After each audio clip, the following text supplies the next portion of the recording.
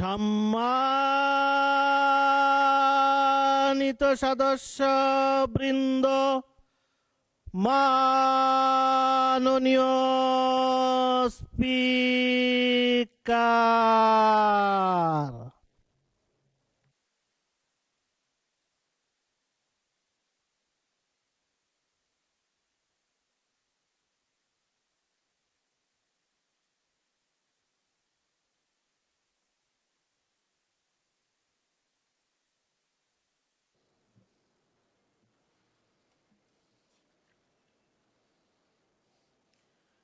মাননীয় অর্থমন্ত্রী,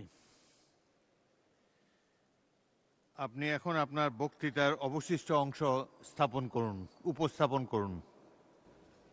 ধন্যবাদ।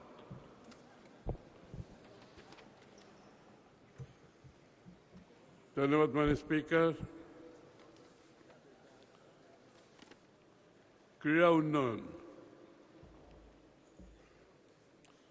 ক্রীড়া খাতকে শুধু বিনোদন নয়, বরং ক্রিয়েটিভ অর্থনীতির অধীনে আয় ও কর্মসংস্থানমুখী একটি পূর্ণাঙ্গ অর্থনৈতিক খাত হিসেবে গড়ে তোলা হবে। আমাদের সরকার খেলাধুলাকে পেশা হিসেবে প্রতিষ্ঠার লক্ষ্যে ইতিমধ্যে ৩০০ জন ক্রীড়াবিদকে ক্রীড়া ভাতা প্রদান করেছে। আমরা ৬৪ জেলায় স্পোর্টস ভিলেজ নির্মাণের উদ্যোগ গ্রহণ করেছি। সেটির অংশ হিসেবে ইতিমধ্যে 10টি জেলায় স্পোর্টস ভিলেজের প্রাথমিক নকশা প্রস্তুত করা হয়েছে। আন্তর্জাতিক সহযোগিতা বৃদ্ধির লক্ষ্যে স্পোর্টস ডিপ্লোমেসি জোরদারের উদ্যোগ নেওয়া হয়েছে। মাননীয় প্রধানমন্ত্রীর ঘোষণা অনুযায়ী ইতিমধ্যে নতুন করে স্পোর্টস কর্মসূচি চালু করা হয়েছে, যার মধ্যে 12 থেকে 14 বছরের প্রতিভাবান ক্রীড়া শিক্ষার্থীদের বৃত্তি প্রদান করা হবে। এতে football, cricket, kabaddi, athletics, badminton, দাবা, সাঁতার ও মার্শাল আর্ট মোট 8টি খেলা অন্তর্ভুক্ত করা হয়েছে। নতুন করে স্পোর্টসে সারা দেশ থেকে 1,21,492 জন কিশোর ও 47,130 জন কিশোরী সহ মোট 1,68,622 জন খেলোয়াড় নিবন্ধন করেছে।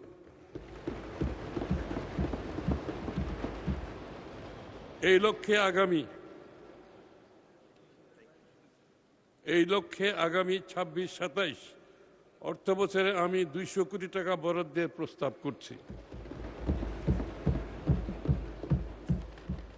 প্রতিটি শিক্ষার্থীকে অন্তত একটি খেলাধুলায় অংশগ্রহণের সুযোগ নিশ্চিতকরণে বিভিন্ন পর্যায়ে নিয়মিত ক্রীড়া প্রতিযোগিতা ও টুর্নামেন্ট আয়োজন করা হবে।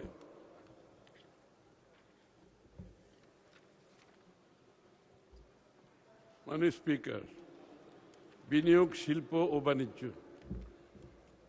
দেশে বিনিয়োগ বান্ধব পরিবেশ সৃষ্টি, শিল্পায়নের গতি ত্বরান্বিত করা, বৈদেশিক বিনিয়োগ আকর্ষণ, অঞ্চলভিত্তিক শিল্পায়ন এবং বাণিজ্য সম্প্রসারণের মাধ্যমে কর্মসংস্থান সৃষ্টিতে সরকার বহুমুখী উদ্যোগ বাস্তবায়ন করছে।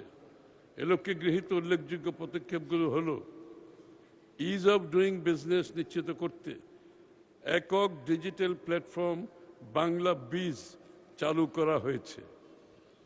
19টি সম্ভাবনাময় খাতে এফডিআই আকর্ষণে হিটম্যাপ প্রকাশ করা হয়েছে। পটুয়াখালী ও যশোরে নতুন ইপিজেড স্থাপনের কাজ চলমান রয়েছে, যেখানে প্রায় 2.5 লক্ষ কর্মসংস্থানের সুযোগ সৃষ্টি হবে।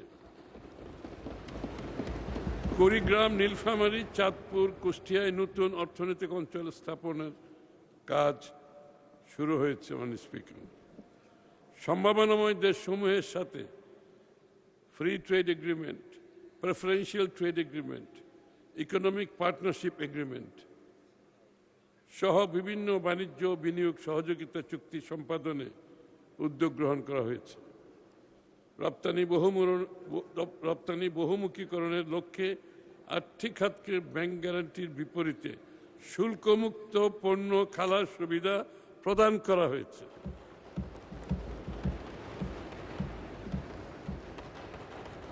আর কোনো হ্যারাসমেন্ট নাই, কোনো সমস্যা নাই, সরাসরি ওনারা আনবেন, রপ্তানি করবেন।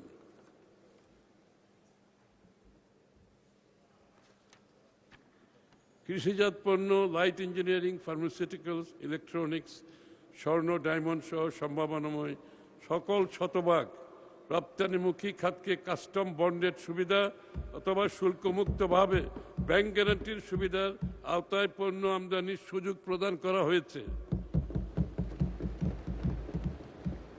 ওনাদের বন্ডের মাধ্যমে মাল আসবে, রপ্তানি হবে, মাঝখানে আর কিছু নাই। জ্বালানি সাশ্রয়ী ইলেকট্রিক বাস, ট্রাক, বাইক ও স্কুটার উৎপাদনে নীতিগত সহায়তা প্রদানের উদ্যোগ নেওয়া হয়েছে। বেসরকারি খাতে ঋণ প্রবাহ সহজীকরণে বাংলাদেশ ব্যাংক ৬০,০০০ কোটি টাকার স্টিমুলাস প্যাকেজ 2026 ঘোষণা করেছে, যার মধ্যে ৪১,০০০ কোটি টাকা রিফাইন্যান্সিং তহবিল, ১৯,০০০ কোটি টাকা বাংলাদেশ ব্যাংকের নিজস্ব তহবিল।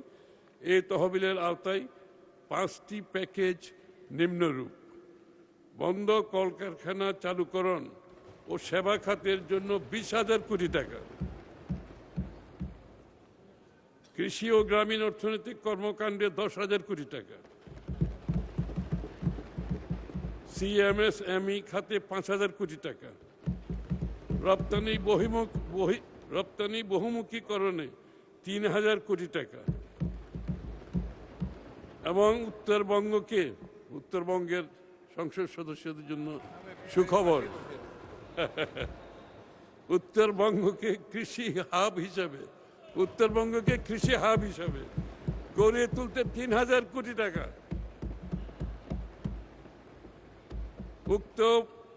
উক্ত পুনর্ভরণ স্কিম সমূহের অধীনে প্রদেয় ঋণের ক্ষেত্রে সুদের হার নমনীয় রাখার লক্ষ্যে সরকার ৬% সুদ ভর্তুকি হিসাবে প্রদান করবে। এই কর্মসূচির মাধ্যমে ২৫ লক্ষের অধিক কর্মসংস্থানের সুযোগ সৃষ্টি হবে। এটি কেন্দ্রীয় ব্যাংকের স্বকীয়তা অক্ষুণ্ণ রেখে রাজস্ব নীতি, মুদ্রানীতির মধ্যে সুসমন্বয়ের মাধ্যমে অর্থনীতিতে প্রাণ ফিরিয়ে আনা এবং কর্মসংস্থান তৈরির লক্ষ্যে সরকারের গৃহীত একটি অনন্য প্রচেষ্টা।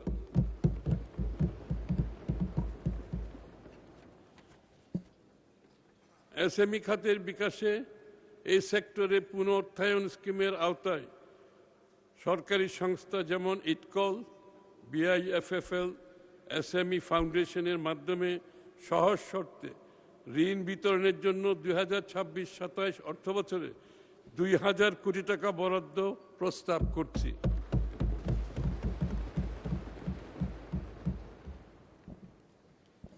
স্থানীয় সরকার ও গ্রামীণ উন্নয়ন।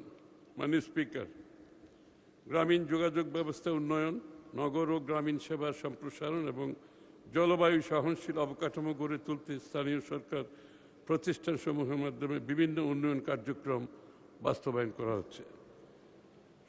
এ লক্ষ্যে গৃহীত পদক্ষেপগুলো হলো: সুপেয় পানি, শতভাগ স্যানিটেশন, ড্রেনেজ, আধুনিক বর্জ্য ব্যবস্থাপনা কার্যক্রম সম্প্রসারণ, গ্রামীণ সড়ক, সেতু, কালভার্ট নির্মাণ ও রক্ষণাবেক্ষণ কার্যক্রম জোরদার করুন, সড়ক, সেতু, গ্রোথ সেন্টার, সাইক্লোন সেন্টার নির্মাণের মাধ্যমে যোগাযোগ ব্যবস্থা ও দুর্যোগ সহনশীলতা বৃদ্ধি করা, জলবায়ু সহনশীল অবকাঠামো নির্মাণ ও ভূ উপরিস্থ পানি ব্যবহার বৃদ্ধি করা, এটা একটা খুবই গুরুত্বপূর্ণ বিষয়।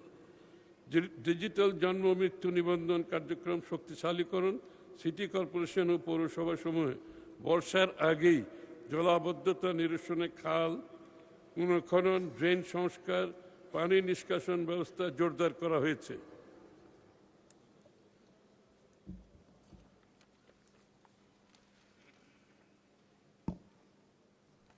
মাননীয় স্পিকার, গ্রামীণ জনগোষ্ঠীর জীবনমান উন্নয়ন, দারিদ্র্য বিমোচন এবং অন্তর্ভুক্তিমূলক প্রবৃত্তি নিশ্চিত করতে পল্লী উন্নয়ন ও সমবায় খাতে বহুমুখী কর্মসূচি বাস্তবায়ন করা হচ্ছে।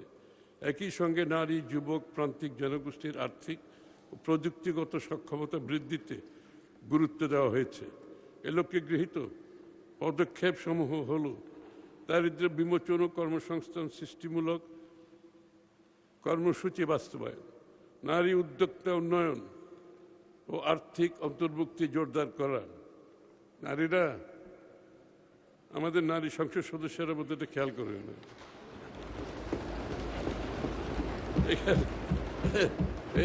এই বাজেটে নারীর বিরাট একটা অংশ রয়ে গেছে। ক্ষুদ্র প্রান্তিক কৃষক, নারী ও যুবকদের দক্ষতা উন্নয়ন, সহজ ঋণ প্রাপ্তি ও কৃষি প্রক্রিয়াজাতকরণ কার্যক্রম সম্প্রসারণ, ডিজিটাল সেবা সম্প্রসারণের মাধ্যমে অন্তর্ভুক্তিমূলক টেকসই প্রবৃদ্ধি ত্বরান্বিত করা। ডিজিটালটা সারা বাংলাদেশেই অনুপ্রবেশ ঘটবে বিভিন্ন কার্যক্রমের মধ্যে। মাননীয় স্পিকার, গ্রামীণ কর্মসংস্থান ও আত্মকর্মসংস্থান তৈরিতে সমবায় ভিত্তিক কার্যক্রম জোরদার করা হয়েছে। স্থানীয় সরকার ও পল্লী উন্নয়ন বাবদ আগামী ২৬-২৭ অর্থবছরে ৪১,৩52 কোটি টাকা বরাদ্দের প্রস্তাব পেশ করছে।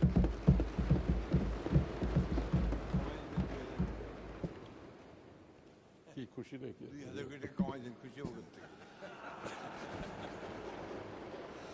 মাননীয় স্পিকার, দেশের অর্থনৈতিক প্রবৃদ্ধি ত্বরান্বিত, যোগাযোগ ব্যবস্থা আধুনিকীকরণ এবং নগর পরিবহন ব্যবস্থার দক্ষতা বৃদ্ধির লক্ষ্যে সরকার সমন্বিত অবকাঠামো উন্নয়ন কার্যক্রম বাস্তবায়ন করছে।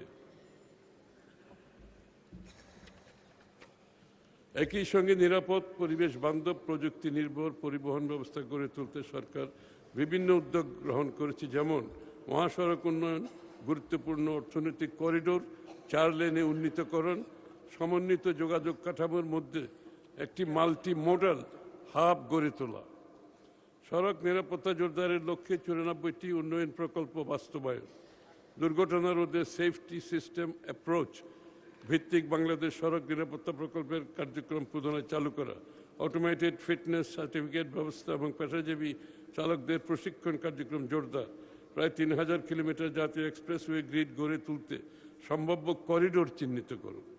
এটা একটি গুরুত্বপূর্ণ বিষয়। রিং রোড ও রেডিয়াল রোড নির্মাণের মাধ্যমে ঢাকার যানজট নিরসন, 6টি মেট্রো রেল লাইনের সমন্বয়ে আধুনিক গণপরিবহন নেটওয়ার্ক গড়ে তোলা এবং মেট্রো রেলের সঙ্গে সংযুক্ত মনোরেল ভিত্তিক ফিডার নেটওয়ার্ক নির্মাণ, পুরনো বাস পর্যায়ক্রমে ইলেকট্রিক বাস দ্বারা প্রতিস্থাপন হবে। পুরনো বাস পর্যায়ক্রমে ইলেকট্রিক বাস দ্বারা প্রতিস্থাপন করা হবে। দ্বিতীয় যমুনা সেতু, তৃতীয় মেঘনা সেতু, ঢাকা চট্টগ্রাম এলিভেটেড এক্সপ্রেসওয়ে নির্মাণের পরিকল্পনা গ্রহণ।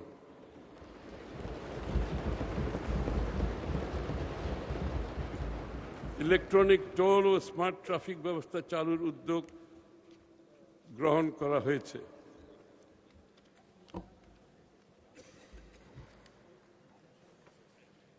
রেলপথ উন্নয়ন।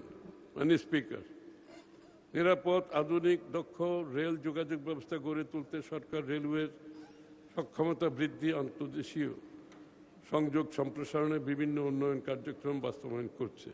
একই সঙ্গে যাত্রী ও পণ্য পরিবহনে রেলপথকে অধিক কার্যকর, প্রযুক্তি নির্ভর করে তোলার জন্য বিভিন্ন পদক্ষেপ গ্রহণ করা হয়েছে, যেমন সকল জেলাকে রেল নেটওয়ার্কের আওতায় আনা এবং বন্দর সমূহের সাথে রেল যোগ সম্প্রসারণ। সকল জেলাকে রেল নেটওয়ার্কের আওতায় আনা এবং বন্দর সমূহের সাথে রেল যোগাযোগ সম্প্রসারণ। আধুনিক লোকোমোটিভ ক্যারেজ ওয়াগন সংগ্রহ, সৈয়দপুর পাহাড়তলী রেলওয়ে ওয়ার্কশপের সক্ষমতা বৃদ্ধি এবং স্থানীয় কোচ ও লোকোমোটিভ সংযোজন। তারা আমাদের ক্যাপাসিটি বিল্ডিং, আস্তে আস্তে আমরা কোচগুলো নিজেরা করতে চাই স্থানীয়ভাবে। ডুয়েল গেজ ডাবল লাইন নির্মাণ ও আধুনিক সিগন্যালিং ব্যবস্থা চালু, ইলেকট্রিক ট্র্যাকশন ও উচ্চগতির রেল সংযোগ চালুর পরিকল্পনা গ্রহণ। ঢাকা চট্টগ্রাম রেলপথের ঢাকা কুমিল্লা অংশে কর্ড লাইন নির্মাণ করা হবে, যার ফলে এই পথের দূরত্ব 80 কিলোমিটার কমে যাবে। ঢাকা চট্টগ্রাম রেলওয়ে করিডোর প্রতিষ্ঠা ও চট্টগ্রামকে লজিস্টিক হাব হিসেবে গড়ে তোলা।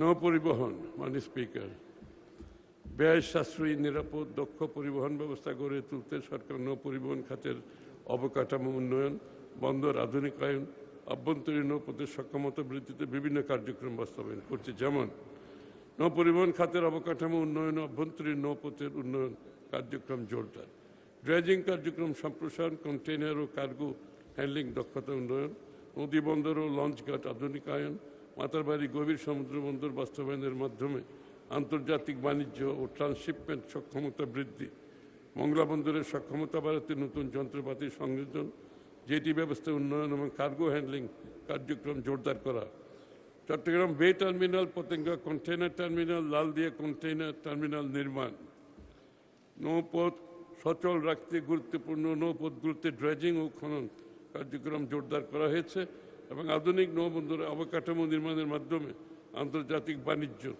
সমন্বিত নৌবহন ব্যবস্থা শক্তিশালী করুন।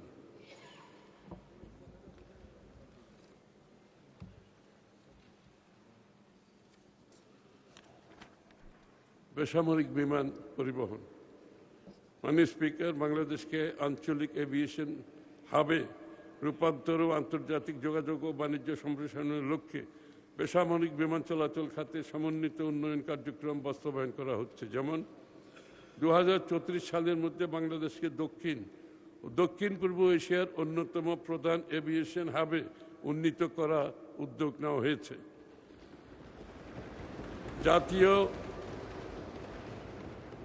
জাতীয় এয়ার কানেক্টিভিটি গ্রিড গড়ে তোলা, ঢাকা, চট্টগ্রাম, সিলেট আন্তর্জাতিক বিমানবন্দরকে পূর্ণাঙ্গ লজিস্টিক্স ও যাত্রী হাবে উন্নীত করুন।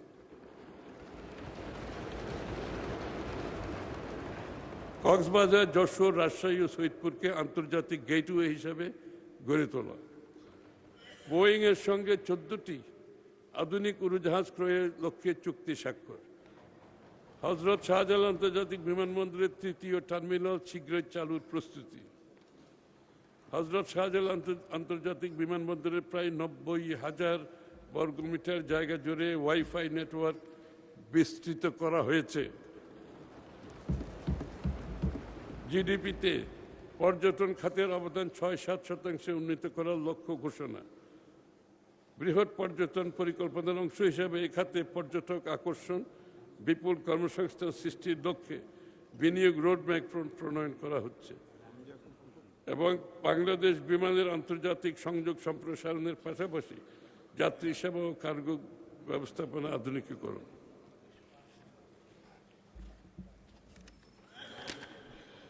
দেশের ব্যবসা বাণিজ্য, সরবরাহ ব্যবস্থা ইত্যাদির গুরুত্ব বিবেচনায় যোগাযোগ অবকাঠামো উন্নয়ন বাবদ আগামী 26-27 অর্থ বছরে 60,730 কোটি টাকা বরাদ্দের প্রস্তাব পেশ করছি মাননীয় স্পিকার। পরিবেশ ও জলবায়ু পরিবর্তন এবং পানি সম্পদ ব্যবস্থাপনা, মাননীয় স্পিকার, বাংলাদেশ জলবায়ু পরিবর্তন জনিত অভিঘাতের অন্যতম ক্ষতিগ্রস্ত দেশ। বৈশ্বিক তাপমাত্রা বৃদ্ধি, সমুদ্রপৃষ্ঠের উচ্চতা বৃদ্ধি, লবণাক্ততা, ঘূর্ণিঝড়, বন্যাসহ নানাবিধ প্রাকৃতিক দুর্যোগজনিত অভিজ্ঞতা জর্জরিত। আমাদের লক্ষ্য ভবিষ্যৎ প্রজন্মের জন্য একটি বাসযোগ্য বাংলাদেশ গড়ে তোলা। এই উদ্দেশ্য পূরণে আমাদের সরকার ব্যাপক কর্মসূচি বাস্তবায়ন করছে। যেমন আগামী 5 বছরে সারা দেশে 25 কোটি বৃক্ষরোপণের কর্মসূচি বাস্তবায়ন করা হবে।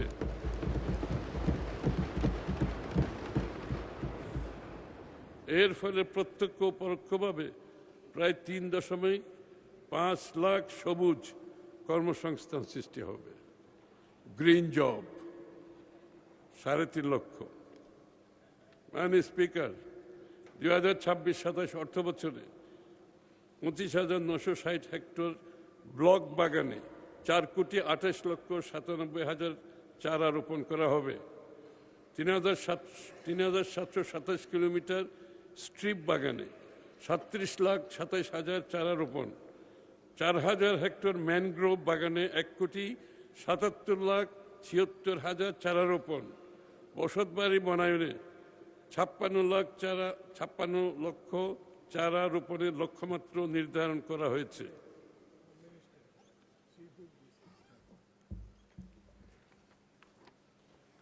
ওয়ান চাইল্ড ওয়ান ট্রি কর্মসূচির আওতায় সরকারি প্রাথমিক বিশ্ববিদ্যালয়ের শিক্ষার্থীদের মাধ্যমে নিজ বাসায় বা আঙ্গিনায় 1 কোটি বৃক্ষরোপণের কর্ম পরিকল্পনা চূড়ান্ত করা হয়েছে। জলবায়ু পরিবর্তনের প্রভাব মোকাবেলায় উপকূলীয় ম্যানগ্রোভ বনের 50%কে কার্বন ট্রেডিং কার্যক্রমের আওতায় আনা হবে। বর্জ্য ব্যবস্থাপনায় সার্কুলার ফিউচার মডেল বাস্তবায়ন করা হবে। মাননীয় স্পিকার, পরিবেশ দূষণ রোধে আগামী অর্থবছরে নিম্নরূপ কার্যক্রম গ্রহণ করা হবে। বায়ু দূষণ কমাতে 15টি CAMS ক্যাম্পস এবং 16টি CCAMS এর মাধ্যমে নিয়মিত বায়ুর মান পর্যবেক্ষণ করা হবে। যানবাহনের দূষণ নিয়ন্ত্রণে BRT এর মাধ্যমে 10টি আধুনিক ভেহিকল ইন্সপেকশন সেন্টার স্থাপন করা হবে। ইলেকট্রিক বাস সার্ভিস চালুর পরিকল্পনা রয়েছে। বর্জ্য ব্যবস্থাপনার জন্য নতুন গাইডলাইন হালনাগাদ বিধিমালা প্রণয়ন করা হবে। রিডিউস, রিইউজ, রিসাইকেল 3R নীতির আওতায় আগামী 5 বছরে প্লাস্টিক বর্জ্য 30% কমানোর লক্ষ্য নির্ধারণ করা হয়েছে। জলবায়ু পরিবর্তনের অভিজ্ঞতার গভীরতা ও ব্যাপ্তি বিবেচনায় বাংলাদেশ জলবায়ু পরিবর্তন ট্রাস্টের অধীনে আগামী 26-27 অর্থবছরে 100 কোটি টাকা বরাদ্দের প্রস্তাব করছি।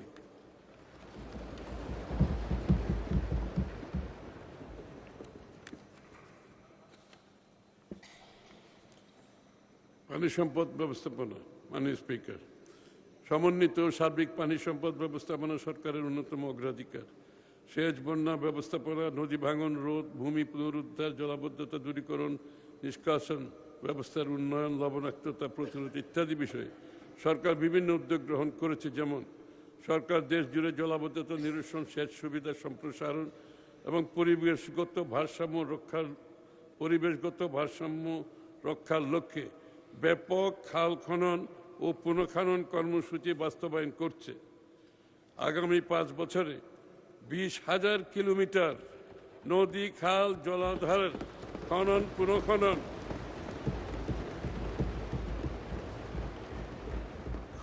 পুনঃখনন কর্মসূচি বাস্তবায়ন করা হবে, যার মধ্যে ইতিমধ্যে 6,598 কিলোমিটার খাল খননের কার্যক্রম চলমান রয়েছে। 2026-27 অর্থবছরে 309 কিলোমিটার বাঁধ নির্মাণ, পুনর্নির্মাণ ও মেরামত এবং ফ্লাড ওয়াল নির্মাণ করা হবে। 484 কিলোমিটার নদ নদীর নাব্যতা বৃদ্ধি ও ডুবোচর অপসারণের লক্ষ্যমাত্রা নির্ধারণ করা হয়েছে। নদী পুনরুদ্ধার কর্মসূচির আওতায় প্রতিটি বিভাগে অন্তত একটি নদী বা জলাশয় দখলমুক্ত ও পুনরুজ্জীবিত করার পরিকল্পনা রয়েছে। ধলেশ্বরী, লৌহজং, আলাইকুড়ি, বগুড়া, সালতা, সুতাং, বাঘখালী, বারনই নদী পুনরুদ্ধার এবং পানি প্রবাহ নিশ্চিত করা হচ্ছে। হাওর বাওর অঞ্চলের সমন্বিত উন্নয়ন ও উপকূলীয় এলাকায় লবণাক্ততা নিরসন করার কার্যক্রম গ্রহণ করা হচ্ছে। পদ্মা ব্যারেজ প্রকল্প একনেক কর্তৃক অনুমোদিত হয়েছে।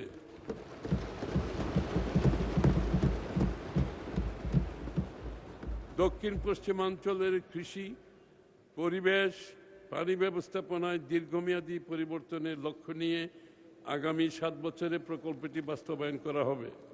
উক্ত প্রকল্পে দেশের প্রায় 37% মানুষ সরাসরি উপকৃত হবে। 4টি বিভাগের 19টি জেলার 120টি উপজেলা সুবিধাভোগ করবে। এছাড়াও আমাদের সরকার দেশের উত্তরাঞ্চলের মানুষের ভাগ্য বদল ও জীবনযাত্রার মান উন্নয়নে তিস্তা মহাপরিকল্পনা বাস্তবায়নের উদ্যোগ গ্রহণ করে। পানি সম্পদ মন্ত্রণালয়ের অনুকূলে 2026-27 অর্থবছরে 10,533 কোটি টাকা বরাদ্দের প্রস্তাব করছি। দুর্যোগ ব্যবস্থাপনা। মাননীয় স্পিকার, আমাদের সরকার টেকসই দুর্যোগ ব্যবস্থাপনা ও প্রশমনের লক্ষ্যে বিভিন্ন কার্যক্রম গ্রহণ করেছে। যেমন অতি দরিদ্রদের জন্য কর্মসংস্থান কর্মসূচি ইজিপিপি কর্মসূচির আওতায় প্রায় 20 লাখ গ্রামীণ শ্রমিকের কর্মসংস্থান নিশ্চিত করা হয়েছে, যার 1/3 নারী।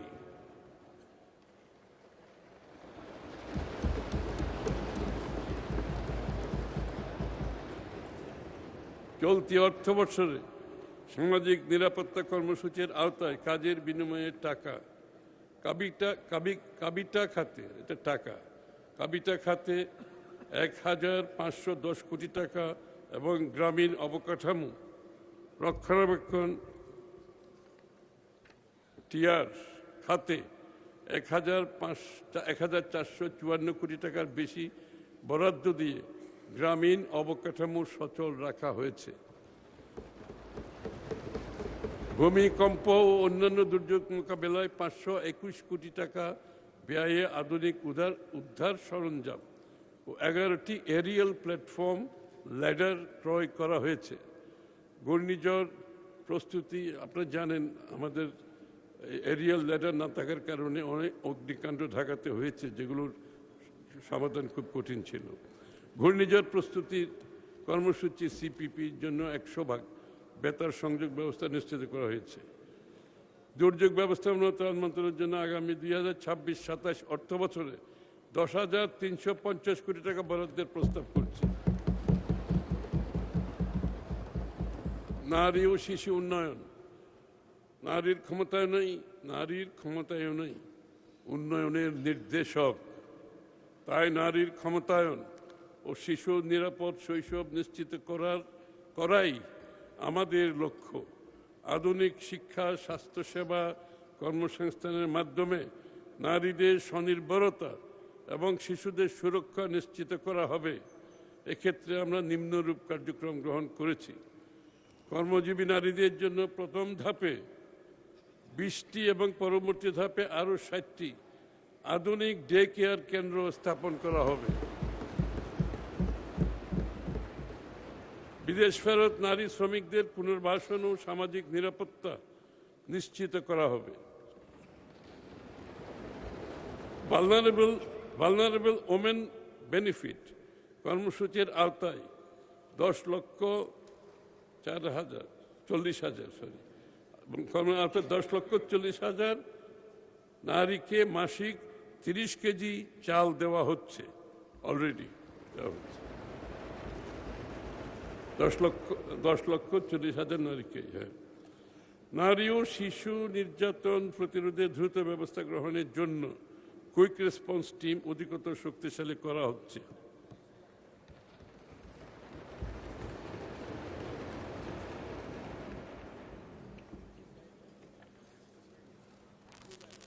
তত শিশু ও ঝুঁকিপূর্ণ শিশুদের দীর্ঘমেয়াদী পুনর্বাসন করা হচ্ছে।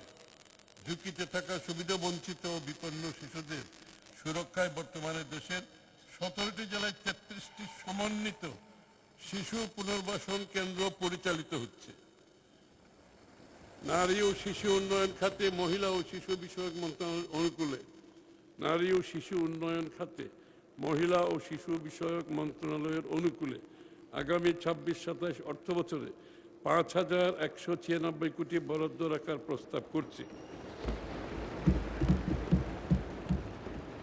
ধর্মীয় স্বাধীনতা ও সম্প্রীতি। মাননীয় স্পিকার, আমরা ধর্মীয় বিভাজনের বিপরীতে সংহতি ও সাম্যে বিশ্বাস করি।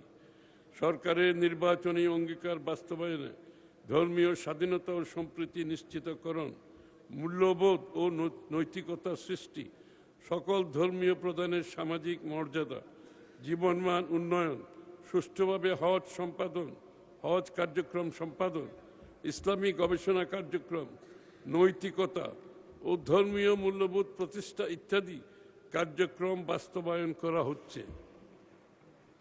মসজিদের ক্ষেত্রে ইমাম, মুয়াজ্জিন ও খাদেমকে মোট 10,000 টাকা এবং অন্যান্য ধর্মীয় প্রতিষ্ঠানের পুরোহিত ও সেবায়েতকে মোট 8,000 টাকা মাসিক ভিত্তিতে প্রদান করা হচ্ছে। এই পর্যন্ত মোট 6,438টি ধর্মীয় প্রতিষ্ঠানে কর্মরত 9,500 জনকে মাসিক সম্মানী উৎসব ভাতা প্রদান করা হয়েছে। পর্যায়ক্রমে এ সুবিধা সব ধর্মীয় উপাসনালয়ে সম্প্রসারণের পরিকল্পনা রয়েছে। প্রাথমিকভাবে আগামী বাজেটে এ বাবদ 1081 কোটি টাকা বরাদ্দ রাখার প্রস্তাব করছি।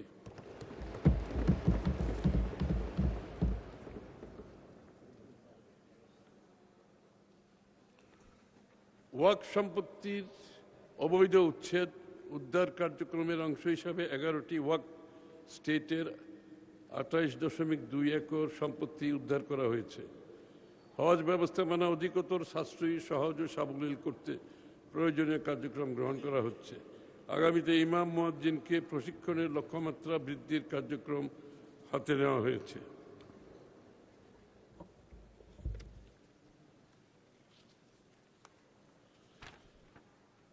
রাজস্ব খাত সংক্রান্ত প্রস্তাবনা। মাননীয় স্পিকার, বাজেটের আকার ও জিডিপির প্রবৃদ্ধি বিবেচনায় নিয়ে অভ্যন্তরীণ রাজস্ব আহরণের লক্ষ্যমাত্রা নির্ধারিত হয়, যার সিংহভাগ অর্থাৎ প্রায় 86% আহরণ করে জাতীয় রাজস্ব বোর্ড। বিভিন্ন বৈশ্বিক অস্থিতিশীলতার মধ্যেও আমাদের রাজস্ব আদায়ের প্রবৃদ্ধি অব্যাহত রয়েছে। রাজস্ব আহরণ জাতীয় রাজস্ব বোর্ডের প্রধান উদ্দেশ্য হলেও দেশের শিল্পায়ন, কর্মসংস্থান সৃষ্টি, ব্যবসার ক্ষেত্র বৃদ্ধি, দেশীয় শিল্পের বিকাশ ও প্রতিরক্ষণ এবং বৈদেশিক বিনিয়োগ আকৃষ্টকরণে জাতীয় রাজস্ব বোর্ডের ভূমিকা অগ্রগণ্য। মাননীয় স্পিকার, সরকারের লক্ষ্য মধ্যমেয়াদে কর জিডিপি অনুপাত 10% করা এবং দীর্ঘমেয়াদে 2035 সালের মধ্যে 15%-এ উন্নীত করা। এই জন্য প্রয়োজন একটি ন্যায্য, প্রযুক্তি নির্ভর, সর্বজনীন, পূর্বানুমানযোগ্য প্রেডিক্টেবল রাজস্ব কাঠামো। প্রেডিক্টেবিলিটি খুব গুরুত্বপূর্ণ মাননীয় স্পিকার, এটাই জনগণের কমপ্লেইন, এটা আমরা নিশ্চিত করছি ইনশাআল্লাহ, যা ব্যবসা বান্ধব পরিবেশ সৃষ্টি করবে এবং বিনিয়োগ, উৎপাদন, কর্মসংস্থান, ভোগ, কর চক্রকে investment, production, employment, consumption, tax cycle আরও গতিশীল করবে। আমাদের রাজস্ব ব্যবস্থার মূল চ্যালেঞ্জসমূহ হল নিম্ন কর জিডিপি অনুপাত, কর অব্যাহতির বিস্তৃত সংস্কৃতি, ক্ষুদ্র কর ভিত্তি, কর ফাঁকি ও ডিজিটালাইজেশনের ঘাটতি। এই চ্যালেঞ্জসমূহ বিবেচনায় নিয়ে প্রস্তাবিত বাজেটে কর ভিত্তি সম্প্রসারণ, কর ফাঁকি রোধ, কর অব্যাহতি ধীরে ধীরে হ্রাস করা এবং রাজস্ব ব্যবস্থায় এন্ড টু এন্ড অটোমেশনের মাধ্যমে কর প্রদান পদ্ধতি সহজীকরণ, ব্যবসা বান্ধব নীতি সংস্কারের রূপরেখা গ্রহণ করেছি। অটোমেশন অত্যন্ত গুরুত্বপূর্ণ মাননীয় স্পিকার, এটার মাধ্যমে স্বচ্ছতা ফিরিয়ে আনা খুব সহজ হবে। এই বাজেট সেই দীর্ঘমেয়াদী রূপান্তরের ভিত্তি স্থাপন করবে, যা আমাদের অর্থনীতিকে আরও শক্তিশালী, অন্তর্ভুক্তিমূলক ও প্রতিযোগিতা সক্ষম করে তুলবে। আয়কর সংক্রান্ত বাজেট প্রস্তাবনা। ব্যক্তি শ্রেণীর করদাতাদের জন্য আগামী 5 বছরের জন্য প্রগতিশীল কর কাঠামো প্রস্তাব। আমরা এবার দীর্ঘ 5 বছরের ঘোষণা একসাথে দিচ্ছি, যাতে করে প্রেডিক্টেবিলিটি থাকে।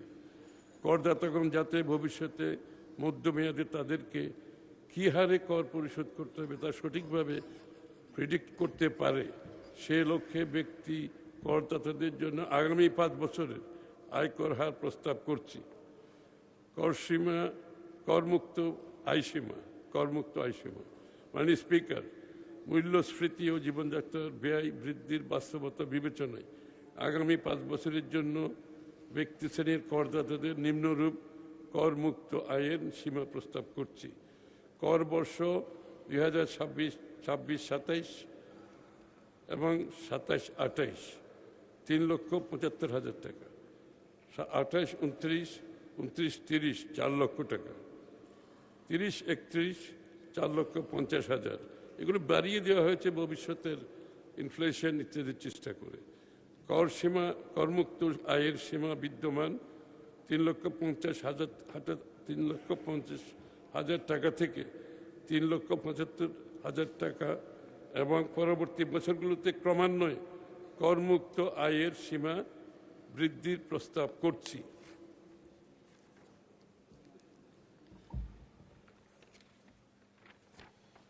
নিম্নোক্ত বিশেষ শ্রেণীর করদাতাগণের করমুক্ত আয়ের সীমা নিম্নরূপ। বিশেষ শ্রেণীদের জন্য আরও বেশি করমুক্তকরণ করা হয়েছে। করদাতাদের বিশেষ শ্রেণী, করদাতার বিশেষ শ্রেণী 26, 27 এবং 27, 28, 28, 29 এবং 29, 30 এভাবে আছে, 3 ভাগে ভাগ করা আছে।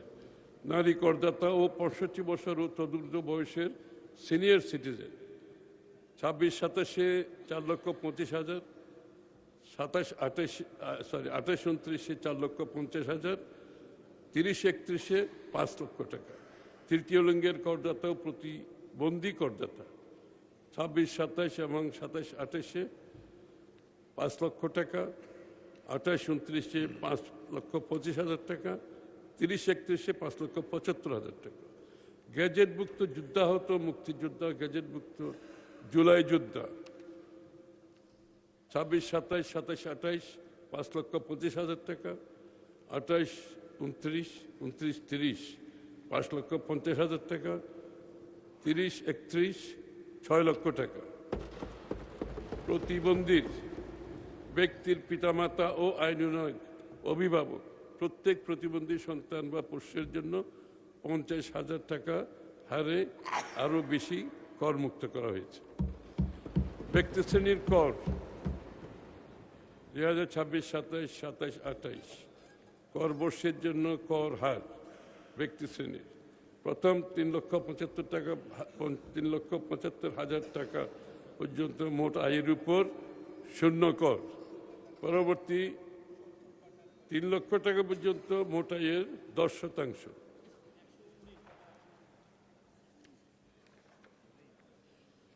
পরবর্তী 40,000 টাকা পর্যন্ত, এটা ক্রমান্বয়ে যেটা বাড়ছে আমি সেটা বলছি। পরবর্তী আরও যদি 40,000 টাকা মোট, 4 লাখ, পরবর্তী আরও 4 লাখ টাকা পর্যন্ত আয়ের উপর 15%, পরবর্তী 5 লাখ টাকা পর্যন্ত আয়ের উপর 20%, পরবর্তী 20 লাখ টাকা পর্যন্ত আয়ের উপর 25% উপর, এবং 35,75,000 টাকার বেশি অবশিষ্ট আয়ের উপর 30%। 28, 29 এবং 29, 30 কর বর্ষের জন্য কর হার প্রথম না পড়লে হয়, এটা পড়ার দরকার নেই, আছে এটা করা আছে, বলা আছে, দরকার নেই। 30, 31 কর বর্ষের জন্য কর হার এটাও বলা আছে, এটা বোধহয় না হলে হয়।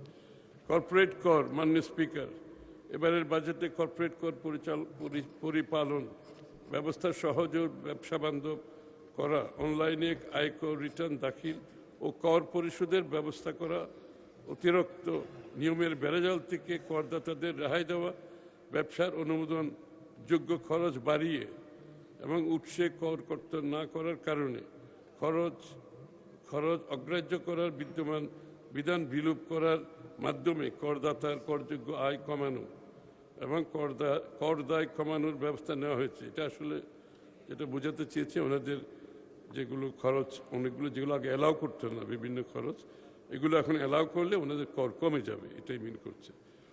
সেই সাথে অডিটের জন্য কর মামলা নির্বাচন এবং উৎসে কর যাচাইয়ের জন্য নির্বাচনের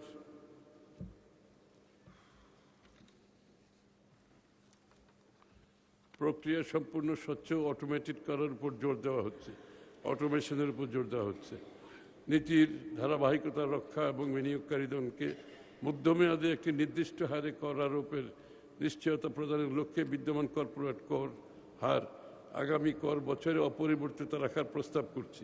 তবে আগামী দিনগুলোতে করের আওতা বৃদ্ধির মাধ্যমে, এটা খুব ইম্পর্টেন্ট, আগামী দিনগুলোতে করের আওতা বৃদ্ধির মাধ্যমে কাঙ্ক্ষিত পরিমাণ কর আদায় করার মাধ্যমে ধীরে ধীরে কমিয়ে আনতে সচেষ্ট থাকব।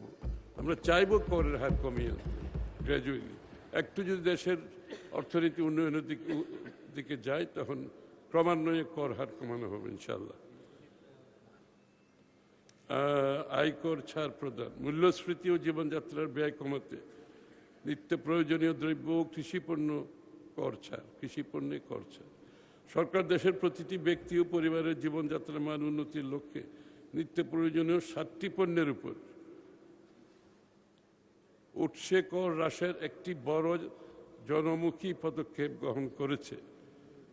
মৌলিক কৃষি ও ভোগ্যপণ্য যেমন ধান, চাল, গম, আলু, গবাদি পশু, হাঁস, মুরগি, মাছ, পেঁয়াজ, রসুন, আদা, লবণ, চিনি, ভোজ্য তেল, বীজ সহ বিভিন্ন পণ্যের উপর উৎস করের হার 5%, 2%, 1% হতে হ্রাস করে 0.5% করার প্রস্তাব।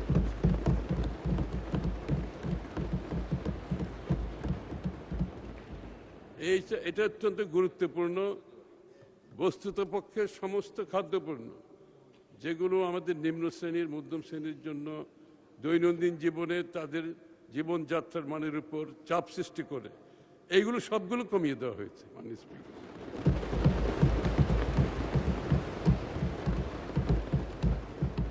এগুলো তো সরকার অনেক ট্যাক্স হারাবে, কিন্তু আমরা তো জনগণের নির্বাচিত সরকার। আমরা এমনিতেই দেশে মূল্যস্ফীতি চলছে, তার মধ্যে তাদের উপর প্রেশার সৃষ্টি যাতে না হয়, আমরা এই সিদ্ধান্ত নিয়েছি। এটা কঠিন সিদ্ধান্ত বাজেটের ব্যাপারে।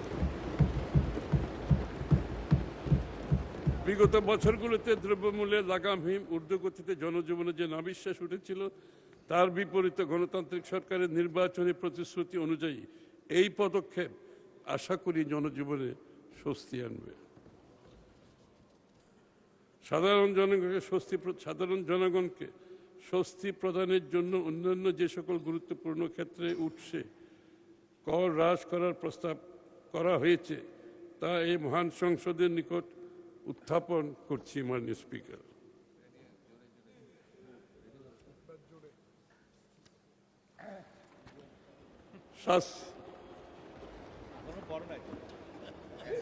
আসছে আসছে আসছে আসছে অসুবিধা।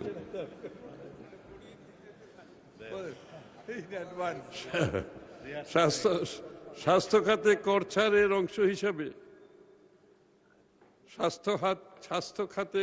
ছাড়ের অংশ হিসাবে কিডনি ডায়ালিসিস ফিল্টার আমদানিতে বিদ্যমান 5% অগ্রিম কর সম্পূর্ণ মওকুফ।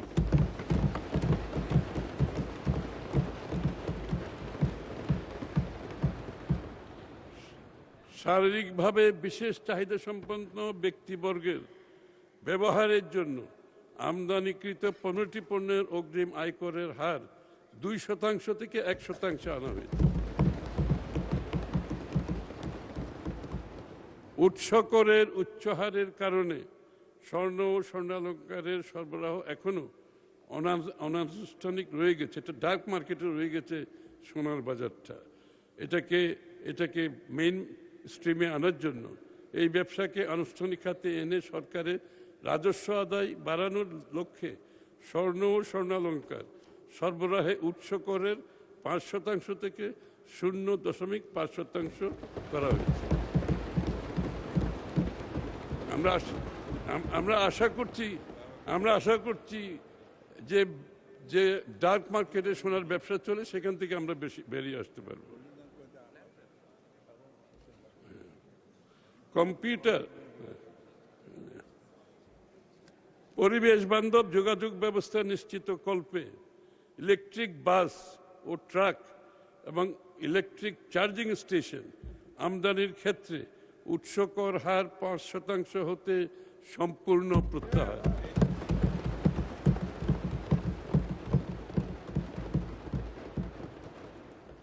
Computer printer, portable automatic data processing machine, flash memory ও কম্পিউটার মনিটর আমদানিতে বিদ্যমান 5% অগ্রিম কর কমিয়ে 2% করা হয়েছে। স্থানীয়ভাবে মোবাইল ফোন উৎপাদনকারী প্রতিষ্ঠানের 22টি কাঁচামাল আমদানিতে অগ্রিম করের হার 5% ও 2% হতে 1% নামিয়ে আনা হয়েছে। বিদ্যুৎ উৎপাদনকারীর কাছে কাছ থেকে বিদ্যুৎ ক্রয়ের উপর উৎসে কর কর্তনের হার 4% থেকে 3% করা হয়েছে।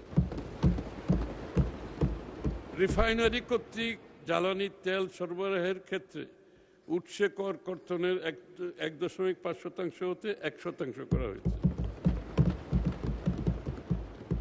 রিসাইকেল পণ্য ও রিসাইক্লিং কাঁচামাল এর কর হার রপ্তানিটা পারা গেছে নাকি? বিদ্যুৎ উৎপাদন ও রপ্তানি, সরি একটা ছোট মিস, রপ্তানি কর্তৃক জ্বালানি তেল, এটা তো হ্যাঁ জ্বালানি তেল সরবরাহের ক্ষেত্রে উৎস কর 1 থেকে, এটা তো বললাম 1% করা হয়। আচ্ছা থাক, ঠিক আছে। রিসাইকেল পণ্য ও রিসাইক্লিং কাঁচামাল এ কর হার 3% হতে 1% হ্রাস করা হয়েছে। এটা হচ্ছে আমাদের বর্জ্য ব্যবস্থার উন্নয়নে এবং রিসাইক্লিং প্রসেসগুলোকে যাতে আমরা আমাদের অর্থনীতিতে সঠিকভাবে কাজে লাগাতে পারি।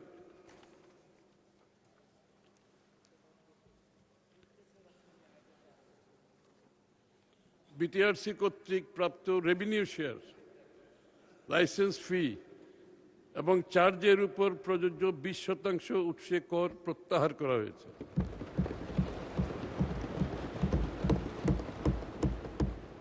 মোবাইল নেটওয়ার্ক সেবা খাতে উৎসে কর কর্তনের হার 12% হতে 10% হ্রাস করা হয়েছে। শিল্পের কাঁচামাল আমদানিতে উৎসে অগ্রিম করের সাধারণ হার 5% হতে 4% হ্রাস করা হয়েছে। বিদেশি বিনিয়োগের স্বার্থে যন্ত্রপাতি ভাড়া বাবদ অনিবাসী নন রেসিডেন্ট করদাতাকে পরিশোধ খাতে উৎস কর কর্তনের হার 15% থেকে 7.5% করা হয়েছে।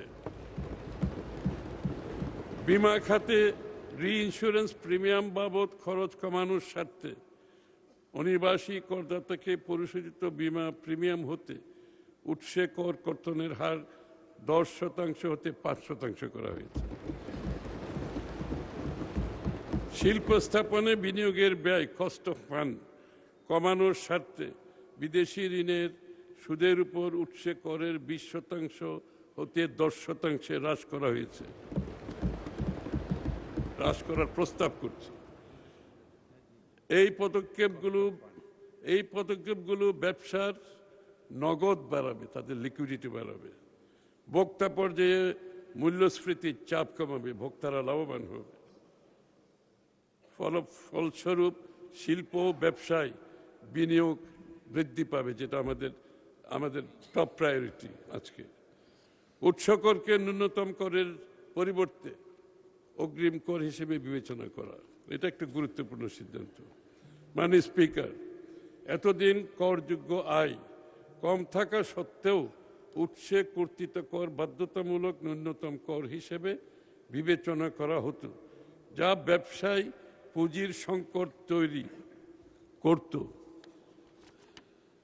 সরকার এই বিধান বাতিল করে উৎসে করকে অগ্রিম কর হিসাবে গণ্য করার আন্তর্জাতিক বিধান চালু করছে।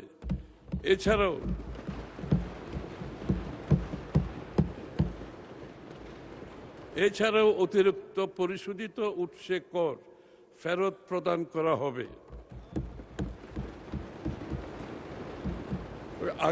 আগের মতো ফেরত না, অটোমেটেড ফেরত।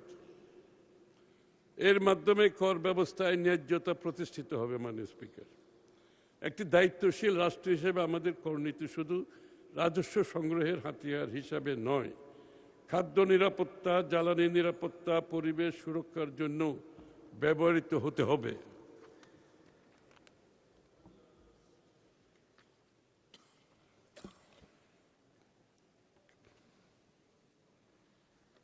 বাদ গেল নাকি একটা? খাদ্য নিরাপত্তা,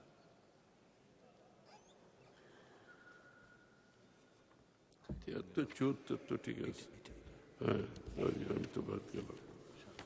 খাদ্য নিরাপত্তা, দেশে ভোজ্য তেলের সরবরাহ বৃদ্ধির লক্ষ্যে দেশীয় তৈলবীজ ব্যবহার করে, এটা গুরুত্বপূর্ণ, দেশে ভোজ্য তেলের সরবরাহ বৃদ্ধির লক্ষ্যে দেশীয় তৈলবীজ ব্যবহার করে ভোজ্য তেল উৎপাদন ব্যবসার কর হার প্রথম 5 বছরের জন্য সম্পূর্ণ অব্যাহতি, পরবর্তী 3 বছর 50% এবং পরবর্তী 2 বছর 25% অব্যাহতি দিয়ে 10 বছরের জন্য সুবিধা প্রদান করা হয়েছে। এতে করে আমাদের দেশীয় বীজ দিয়ে, দেশীয় পণ্য দিয়ে আমরা যাতে তেল আমরা করতে পারি, এই তেলটা যাতে আমদানি করতে না হয়। এগুলো আমাদের এই খাওয়ার প্যাটার্নও হয়তো চেঞ্জ হয়ে যেতে পারে। নবায়নযোগ্য জ্বালানি, পরিবেশ বান্ধব, সাশ্রয়ী ও টেকসই সৌর বিদ্যুৎ উৎপাদনকে উৎসাহ প্রদানের জন্য 2035 সাল পর্যন্ত সৌর বিদ্যুৎ খাতে 0% কর হার প্রস্তাব করছি।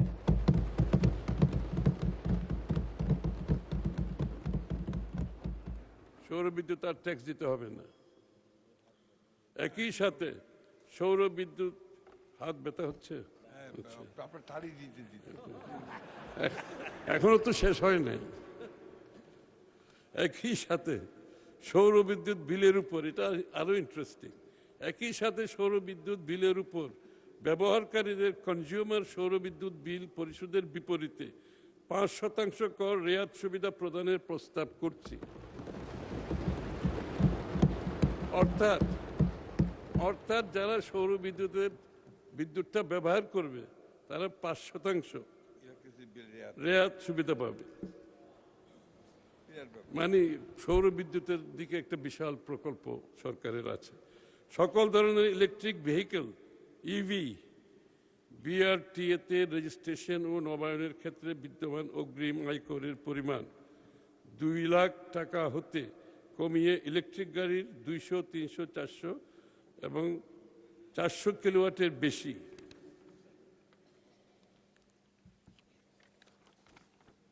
ক্যাপাসিটি ভিত্তিতে যথাক্রমে 25,000, 50,000, 75,000 এবং 1 লাখ টাকা নির্ধারণের প্রস্তাব করছি। মানে প্র্যাকটিক্যালি অনেক কম, এটা অনেক কমে গেছে। এটা আমাদের ইভি ভেহিকেলকে আমরা এনকারেজ করার চেষ্টা করছি সরকারের পক্ষ থেকে।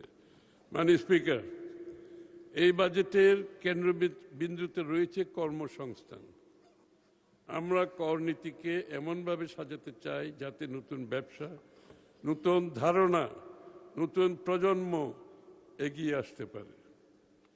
তরুণ নারী প্রতিবন্ধী ও উদ্ভাবনী উদ্যোক্তাদের বিশেষ সহায়তা প্রদানের জন্য বর্তমানে শুধু আইটি ফ্রিল্যান্সিং এর উপর কর অব্যাহতি আছে। এই কর অব্যাহতির সুবিধা অন্যান্য সকল প্রকার ফ্রিল্যান্সিং আয়ের ক্ষেত্রে সম্প্রসারণ করার প্রস্তাব করছি। অল ফ্রিল্যান্সিং, তাদের আর বিষয়টা নাই। এর ফলে ফ্রিল্যান্সাররা তাদের আয় বৈধ পথে ব্যাংকিং চ্যানেলে দেশে আনতে উৎসাহিত হবে। তরুণদের উদ্ভাবনী কাজে উৎসাহ যোগাতে সকল ধরনের কন্টেন্ট ক্রিয়েশন হতে আয়কে করমুক্ত করার প্রস্তাব করছি।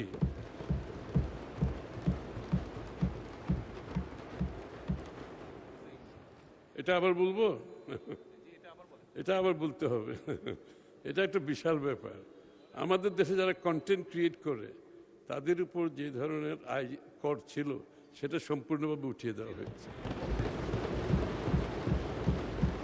কারণ আমাদের দেশের ইয়াং জেনারেশনরা এখানে এত ভালো করছে, এটা দেশের জন্য যেরকম উপকার, তারা বাইরের থেকে প্রচুর বৈদেশিক মুদ্রা নিয়ে আসতে পারবে। তারুণ্যকে প্রাধান্য দিয়ে স্টার্ট আপ, উদ্ভাবনী উদ্যোগ, প্রযুক্তি নির্ভর ব্যবসা এর ক্ষেত্রে টার্নওভার ট্যাক্স 0% করার প্রস্তাব করছে। স্টার্ট আপে কোনো টার্নওভার ট্যাক্স হবে না, থাকবে না। এসএমই উদ্যোক্তাদের 50 লাখ টাকা পর্যন্ত টার্নওভার এবং নারী প্রতিবন্ধী উদ্যোক্তাদের 70 লাখ টাকা পর্যন্ত টার্নওভার হতে অর্জিত আয় করমুক্ত করার প্রস্তাব করছি।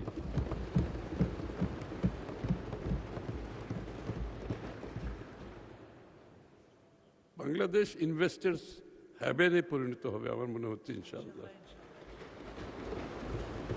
ঢাকা ও চট্টগ্রাম সিটি কর্পোরেশনের বাইরে যে কোনো উৎপাদনমুখী শিল্প, পর্যটন ও ক্রীড়াক্ষেত্রের স্থাপনা, যন্ত্রপাতির বিনিয়োগের উপর প্রথম বছরে 60%, দ্বিতীয় বছরে 40% হারে ত্বরান্বিত যে অ্যাক্সেলারেটেড ডেপ্রিসিয়েশন সুবিধা প্রদানের প্রস্তাব করছি।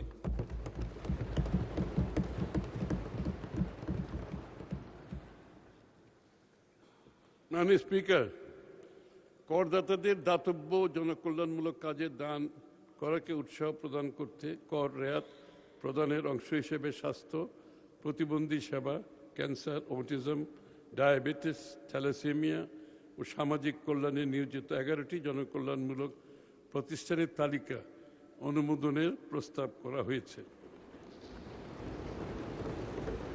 আমাদের লক্ষ্য করের হার বৃদ্ধি নয়, বরং করের ভিত্তি সম্প্রসারণ। এই উদ্দেশ্যে কয়েকটি বাস্তবভিত্তিক পদক্ষেপ নেওয়া হচ্ছে। কর ভিত্তি সম্প্রসারণের জন্য এটা একটা গুরুত্বপূর্ণ। কর ভিত্তি সম্প্রসারণের জন্য খুচরা বিক্রেতাদের কাছে পণ্য সরবরাহের উপর 0.20% অগ্রিম কর সংগ্রহের প্রস্তাব করছি। খুচরা বিক্রেতাদের নিকট হতে সংগৃহীত এই অগ্রিম করের পরিমাণ হবে অতি নগণ্য, প্রতি 1000 টাকায় মাত্র 2 টাকা।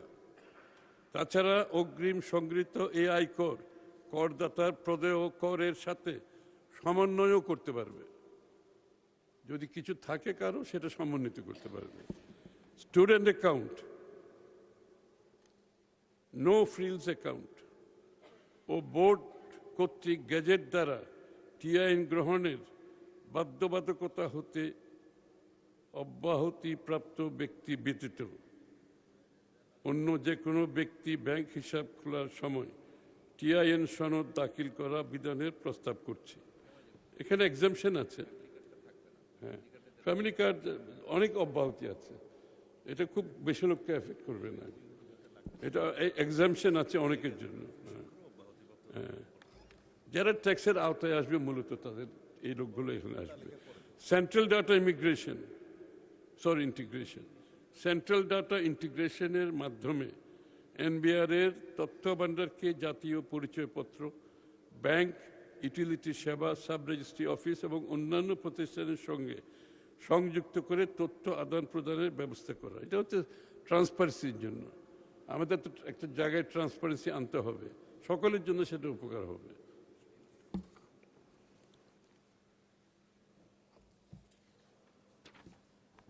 সেরা করদাতা সম্মাননা পুরস্কার। মানে স্পিকার, করদাতাদের যথাযথ সম্মান ও স্বীকৃতি প্রদানের মাধ্যমে সামাজিকভাবে সম্মানিত করা, সকলকে কর প্রদানে উৎসাহিত করার লক্ষ্যে সেরা করদাতা পুরস্কার নীতিমালা 2026 প্রণয়নের উদ্যোগ নেওয়া হয়েছে। এই নীতিমালার ভিত্তিতে খাতভিত্তিক সর্বোচ্চ 22টি সহ মোট 67 জন করদাতাকে সেরা করদাতার পুরস্কার প্রদান করা হবে। এটা খালি আমরা পুরস্কার মানে আগের মতো একটা ভিআইপি কার্ড দিলে এরকম কিছু না। আসলে ওনাদেরকে সামাজিকভাবে, জাতীয়ভাবে তাদেরকে সম্মান দেওয়া হবে। এটা আমরা বিস্তারিত বলছি না সময়ের অভাবে। আমদানি রপ্তানি শুল্ক কর। মাননীয় স্পিকার, টেকসই প্রবৃদ্ধি, বিনিয়োগ বান্ধব, পরিবেশ ও কর্মসংস্থান সৃষ্টি এবং জনসাধারণের জীবনযাত্রার মান উন্নয়নে 26-27 অর্থ বছরের বাজেটে আমদানি রপ্তানি শুল্ক কর বিষয়ে প্রণীত প্রস্তাবসমূহ আমি আপনার মাধ্যমে এই মহান জাতীয় সংসদে উপস্থাপন করছি। খাতভিত্তিক প্রস্তাবনা, বিনিয়োগ, কর্মসংস্থান ও রপ্তানি খাত, বাণিজ্য প্রসার ও বিনিয়োগ আকর্ষণে মুক্ত বাণিজ্য অঞ্চল প্রতিষ্ঠা। মাননীয় স্পিকার,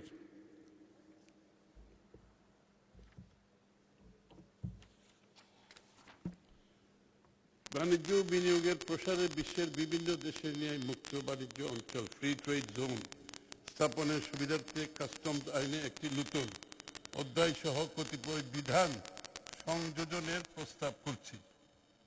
মুক্ত বাণিজ্য অঞ্চলের অভ্যন্তরে রপ্তানির উদ্দেশ্যে পণ্য শুল্ক কর ব্যতিরেকে আমদানি করে তা সংরক্ষণ, গ্রেডিং, প্যাকিং, উৎপাদন ও প্রক্রিয়াজাত করা সম্ভব হবে। এটা একটু আবার বলি, ক্লিয়ার করি। মুক্ত বাণিজ্য অঞ্চলের অভ্যন্তরে রপ্তানির উদ্দেশ্যে পণ্য শুল্ক কর ব্যতিরেকে কোনো শুল্ক দিতে হবে না।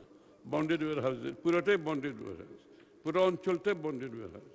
ব্যতিরেকে আমদানি করে তা সংরক্ষণ করতে পারবে, গ্রেডিং করতে পারবে, প্যাকিং করতে পারবে, উৎপাদন ও প্রক্রিয়াজাত করতে পারবে। শুধু লোকালি যদি বিক্রি করে সেটা লোকাল ট্যাক্স দিতে হবে। এটা একটা বিরাট ফ্যাসিলিটি। যারা তাড়াতাড়ি ডেলিভারি চায় তাদের পণ্যগুলো নেওয়ার জন্য, ইন্ডাস্ট্রির জন্য, এফিসিয়েন্সির জন্য এটা অনেক ভালো হবে। অফ ডক ও আইসিটি খাতে বিনিয়োগ আকর্ষণ নীতিমালা সংশোধন। স্পিকার, বাণিজ্য সহকরণের লক্ষ্যে বেসরকারি অফ ডক ও আইসিডি পরিচালনার জন্য বিদ্যমান নীতিমালায় বিদেশি মালিকানাধীন শেয়ারের পরিমাণ সর্বোচ্চ 49% থাকার বিধান বিলোপ করার প্রস্তাব করছি।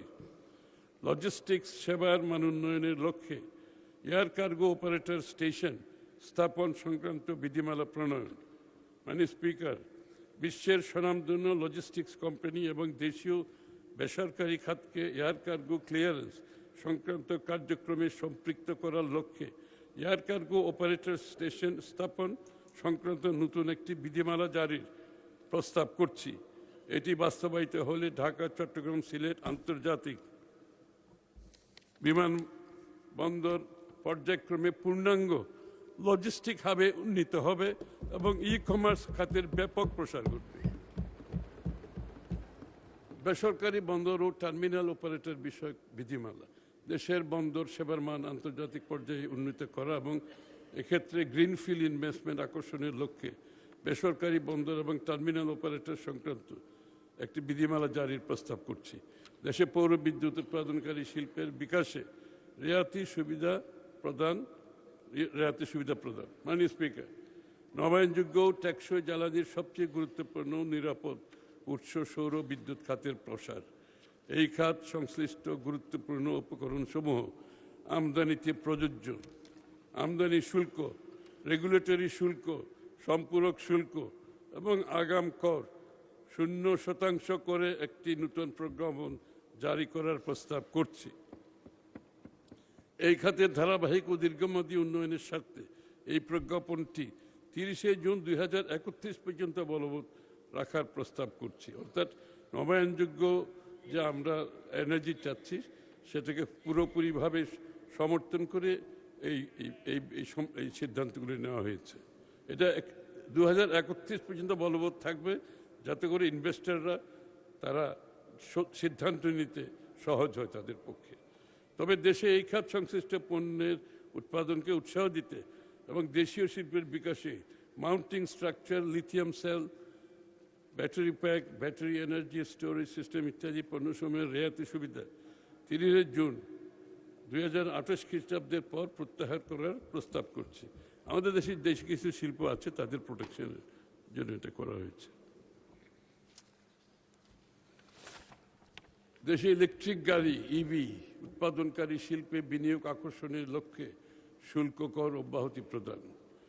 স্পিকার, জীবাশ্ম ফসিল ফুয়েল নির্ভর পরিবহনের বিকল্প হিসাবে দেশে পরিবেশ বান্ধব ইলেকট্রিক গাড়ি উৎপাদনে এবং ইলেকট্রিক গাড়ির যন্ত্রাংশ স্থানীয়ভাবে উৎপাদনের লক্ষ্যে শুল্ক কর রেয়াতি সুবিধা প্রদান করে একটি নতুন প্রজ্ঞাপন জারির প্রস্তাব করছি।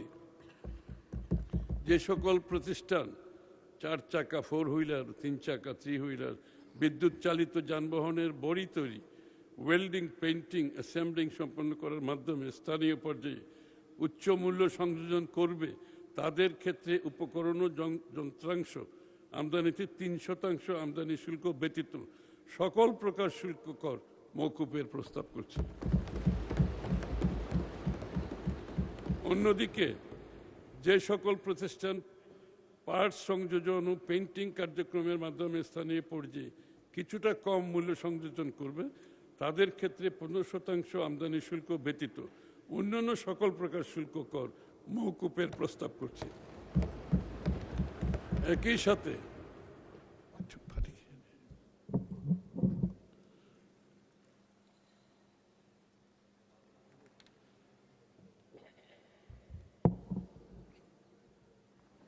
সাথে স্থানীয় ইলেকট্রিক বাস, ট্রাক উৎপাদনকারী শিল্পের উপকরণ ও কাঁচামাল আমদানির ক্ষেত্রে 5% অতিরিক্ত ভ্যাট এবং অন্য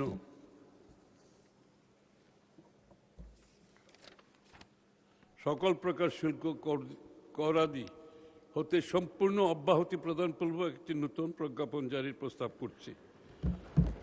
উপরোক্ত সকল রেয়াদি সুবিধা আগামী 30 জুন 2031 খ্রিস্টাব্দ পর্যন্ত বহাল রাখার প্রস্তাব করছি। একটা দীর্ঘমেয়াদী না হলে কেউ তো বিনিয়োগ করতে চাইবে না।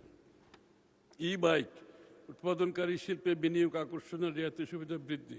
মাননীয় স্পিকার, দেশীয় ই বাইক, ইলেকট্রিক বাইক উৎপাদনকারী ও সংযোজনকারী প্রতিষ্ঠানের পাশাপাশি স্থানীয়ভাবে পার্টস ও যন্ত্রাংশ উৎপাদনে নিয়োজিত ভেন্ডর প্রতিষ্ঠানকেও উপকরণ আমদানিতে রেয়াতি সুবিধা প্রদানের প্রস্তাব করছি। ভেন্ডর যারা, তাদেরকেও তো পার্টসগুলো বানানো আমাদের দেশের মধ্যে করতে হবে। এগুলো কনজিউমার ইলেকট্রনিক্স পণ্য উৎপাদনের শুল্ককার রেয়াতি সুবিধা দীর্ঘমেয়াদে বহাল রাখা। আমদানি নির্ভর প্রযুক্তি পণ্য যেমন mobile phone, refrigerator, freezer, air conditioner, washing machine, ATM, CCTV camera স্থানীয়ভাবে উৎপাদনপূর্বক সাশ্রয়ী মূল্যে সাধারণ ভোক্তাদের ক্রয় ক্ষমতার মধ্যে রাখা এবং এখাতে রপ্তানি উৎসাহিত করানোর জন্য এই সকল পণ্য উৎপাদনের কাঁচামাল ও উপকরণ আমদানিতে বিদ্যমান শুল্ক ও কর অব্যাহতির সুবিধা আগামী 30 জুন 2030 পর্যন্ত বর্ধিত করার প্রস্তাব করছি।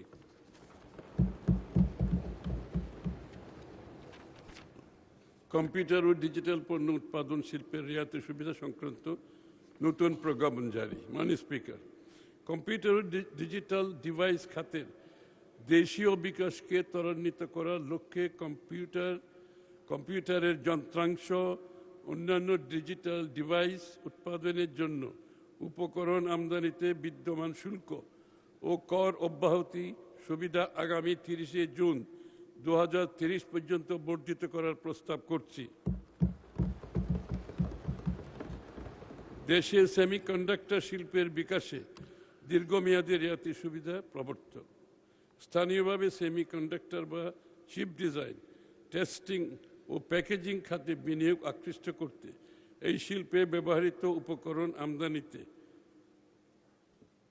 1% অতিরিক্ত আমদানি শুল্ক, সমুদ্র রেগুলেটরি শুল্ক, সম্পূরক শুল্ক, মূল্য সংযোজন কর ও আগাম কর আগামী 30 জুন 2031 পর্যন্ত অব্যাহতি প্রদান করে একটি নতুন প্রজ্ঞাপন জারি করার প্রস্তাব করেছে। স্মার্ট কার্ড ও ব্যাংক কার্ড উৎপাদন শিল্পে বিনিয়োগ বৃদ্ধিতে 10টি কাঁচামাল আমদানিতে রেয়াতি সুবিধা প্রদান। সরকারের কল্যাণমুখী নাগরিক সুবিধাসমূহ জনগণের দোরগোড়ায় পৌঁছে দিতে ফ্যামিলি কার্ড, কৃষক কার্ড, ই হেলথ কার্ডের মতো ডিজিটাল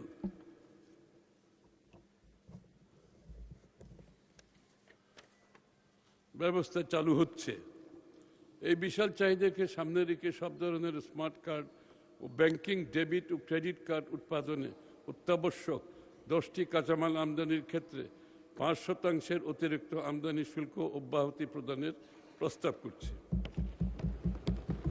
জাহাজ ও ড্রেজার শিল্পে বিনিয়োগ বৃদ্ধিতে এই খাতের রেয়াতি সুবিধা অব্যাহত রাখা। জাহাজ ও ড্রেজার শিল্পের বিকাশ ও বৈশ্বিক বাজারে প্রতিযোগিতামূলক অবস্থানে টিকিয়ে রাখার উদ্দেশ্যে জাহাজ ও ড্রেজার প্রস্তুতকারী প্রতিষ্ঠান কর্তৃক প্রয়োজনীয় যন্ত্রাংশ, কাঁচামাল আমদানিতে বিদ্যমান রেয়াতি শুল্ক সুবিধা আগামী 30 জুন 2030 পর্যন্ত বজায় রাখার প্রস্তাব করছি।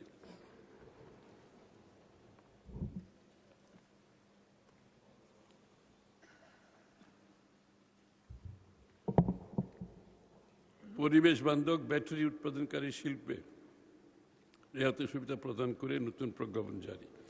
দেশে মাননীয় স্পিকার, দেশে পরিবেশ বান্ধব লিথিয়াম আয়ন ব্যাটারির পাশাপাশি পরিবেশ বান্ধব সোডিয়াম আয়ন ব্যাটারি এবং লিথিয়াম আয়ন ব্যাটারি প্যাক উৎপাদনকে উৎসাহিত করতে আগামী 30 জুন 2030 পর্যন্ত এই সকল পণ্যের উৎপাদনে প্রয়োজনীয় উপকরণ আমদানিতে শুল্ক কর অব্যাহতি সুবিধা প্রদান করে একটি নতুন প্রজ্ঞাপন জারির প্রস্তাব করছে। দেশীয় পণ্য যেখানেই আমরা প্রস্তুত করার সুযোগ আছে সেখানেই মোটামুটি পুরোপুরি ইনসেন্টিভ দেওয়ার চেষ্টা হয়েছে। ভোগ্যপণ্য শিশু খাদ্য প্রস্তুতের কাঁচামাল আমদানিতে শুল্ক হ্রাস। মাননীয় স্পিকার, আমদানিকৃত শিশু খাদ্য প্রস্তুতিমূলক সামগ্রীর preparation for infant and young children শিল্পের কাঁচামাল আমদানির ক্ষেত্রে আমদানি শুল্ক 15% হ্রাস করে 10% করার প্রস্তাব করছি। ফলে দেশের বাজারে শিশু খাদ্যের দাম হ্রাস পেয়ে সাধারণ মানুষের নিকট আরও সুলভ ও সহজলভ্য হবে।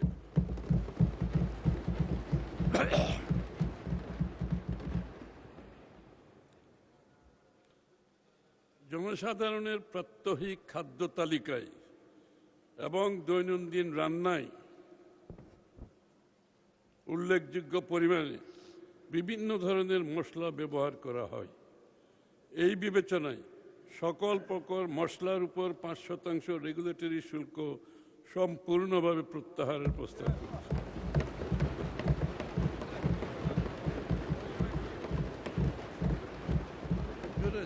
আরো জোরে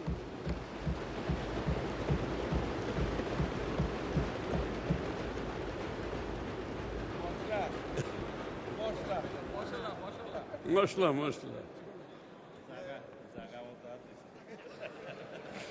খেজুর আমদানিতে মশলার আর সমস্যা নেই, মশলার সমস্যা সমাধান হয়ে গেছে। খেজুর আমদানিতে রেগুলেটরি শুল্ক প্রত্যাহার, খেজুর আমদানিতে 5% রেগুলেটরি শুল্ক সম্পূর্ণ প্রত্যাহার করার প্রস্তাব করছে। আমাদের দেশে আমরা মুসলমান হিসাবে আমরা খেজুর আমাদের অনেকটা স্টেপল ডায়েটের মতো হয়ে গেছে, আমরা সবাই খাই খেজুর। সুতরাং মনে করলাম এটা একটু সুযোগ সৃষ্টি করে দেওয়া দরকার। কীটনাশক ও বালাই নাশক উৎপাদনের এটা কৃষি খাতে 36টি কাঁচামাল আমদানিতে ভ্যাট প্রত্যাহার। মাননীয় স্পিকার, দেশে স্থানীয়ভাবে কীটনাশক ও বালাইনাশক উৎপাদনকে উৎসাহ দিতে কীটনাশক উৎপাদনের রেয়াতি সুবিধা প্রদান সংক্রান্ত প্রজ্ঞাপনে 36টি কাঁচামাল আমদানিতে মূল্য সংযোজন কর পুরোপুরি মওকুফ করে 0% করা হয়েছে।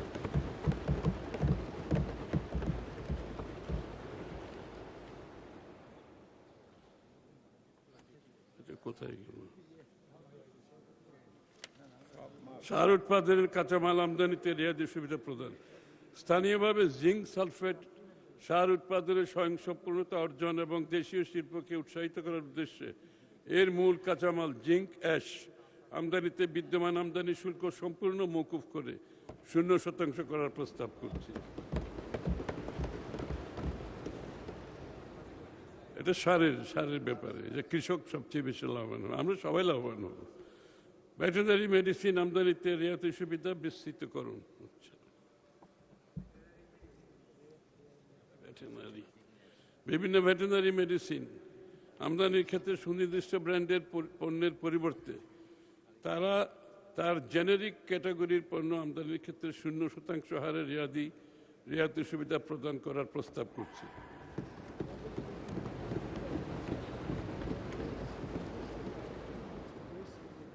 কাজু বাদাম চাষকে উৎসাহ দিতে আমদানিতে শুল্ক বৃদ্ধি এবং সংশ্লিষ্ট শিল্পকে প্রতিরক্ষণ প্রদান। দেশীয় চাষ উৎপাদনকে উৎসাহিত করার লক্ষ্যে অপ্রক্রিয়াজাত কাজু বাদাম ক্যাশনাট ইন শেলস এর প্রক্রিয়াজাত কাজু বাদামের ক্যাশনাট শেল আমদানি শুল্ক যথাক্রমে 1% ও 5% থেকে বাড়িয়ে 25%।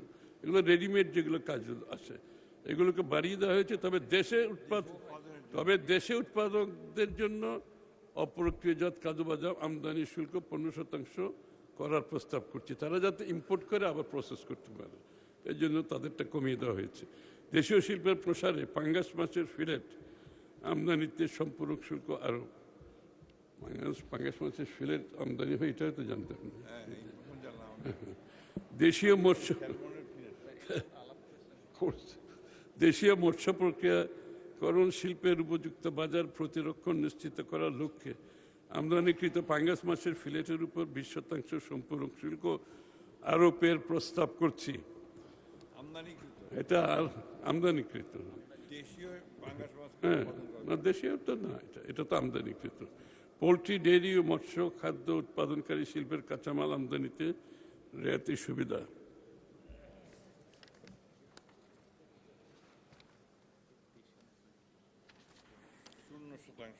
পোলট্রি, ডেয়ারি, মৎস্য খাদ্য উৎপাদনকারী শিল্পের ধারাবাহিক প্রবৃদ্ধি সুরক্ষায় সংশ্লিষ্ট প্রজ্ঞাপনের 3টি কাঁচামাল নতুনভাবে অন্তর্ভুক্ত করে 0% হারে রেয়াতি সুবিধার প্রস্তাব করছি। পোলট্রি খাতে যন্ত্রপাতি, যন্ত্রাংশ আমদানিতে রেয়াতি সুবিধা প্রদান।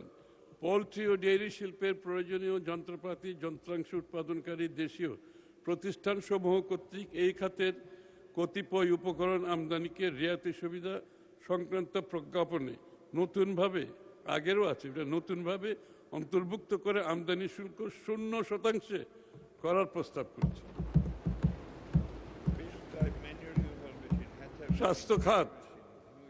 স্বাস্থ্য খাত, চিকিৎসা যন্ত্রপাতি, যন্ত্রাংশ উৎপাদনকারী শিল্পের কাঁচামাল আমদানিতে রেয়াতি সুবিধা। দেশের চিকিৎসা যন্ত্রপাতি ও যন্ত্রাংশ, মেডিকেল ইকুইপমেন্ট উৎপাদনকারী শিল্পের বিকাশের স্বার্থে এই শিল্পের অতি প্রয়োজনীয় কতিপয় কাঁচামাল আমদানিতে 15% এবং অন্য কিছু কাঁচামাল আমদানিতে 5% আমদানি শুল্ক নির্ধারণ করার এবং এই সংশ্লিষ্ট প্রজ্ঞাপনের মেয়াদ আগামী 30শে জুন 2030 সাল পর্যন্ত বলবৎ রাখার প্রস্তাব করছি। এটা হচ্ছে প্রোটেকশনের জন্য, আমাদের এখানে যারা মেডিকেল ইকুইপমেন্ট তাদের প্রোটেকশনের জন্য। কিডনি রোগীদের ব্যবহার্য ডায়ালিসিস ফিল্টার আমদানিতে শুল্ক কর অব্যাহতি। দেশের বিপুল সংখ্যক কিডনি রোগে আক্রান্ত মানুষের জীবন বাঁচাতে এবং ডায়ালিসিস প্রক্রিয়া সচল রাখতে ডায়ালিসিস ফিল্টার একটি সংবেদনশীল ও অপরিহার্য চিকিৎসা সামগ্রী।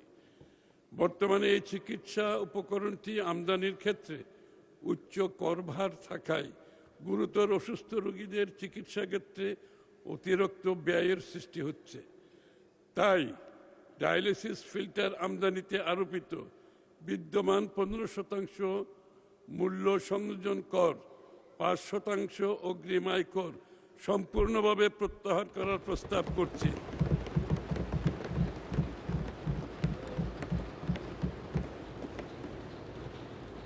এর ফলে আয়কর, ভ্যাট, শুল্ক সুবিধার কারণে কিডনি রোগীর প্রতিটি ডায়ালিসিস বাবদ প্রায় 800 টাকা পর্যন্ত হ্রাস পাবে।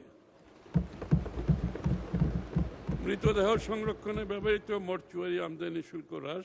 মৃতদেহ সংরক্ষণের জন্য মর্চুয়ারি আমদানিতে বিদ্যমান 25% আমদানি শুল্ক হ্রাস করে 1% করা নির্ধারণ করছি।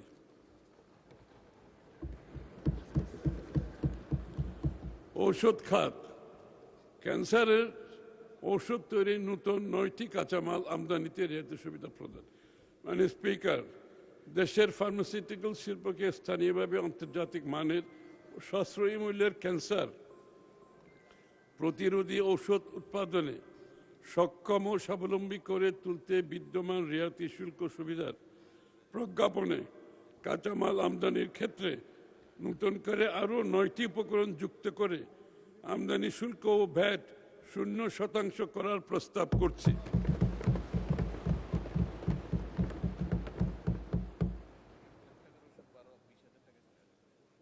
ক্যান্সার রোগীদের জন্য অনেক বড় সুখবর। অ্যাক্টিভ ফার্মাসিউটিক্যাল ইনগ্রেডিয়েন্ট এপিআই তৈরির নতুন 51টি কাঁচামালের আমদানি শুল্ক সম্পূর্ণ প্রত্যাহার। ঔষধ শিল্পের অধিকতর প্রসারকল্পে স্থানীয়ভাবে এপিআই উৎপাদনের লক্ষ্যে এপিআই তৈরির নতুন 51টি কাঁচামালের আমদানি শুল্ক 0% করার প্রস্তাব করছি।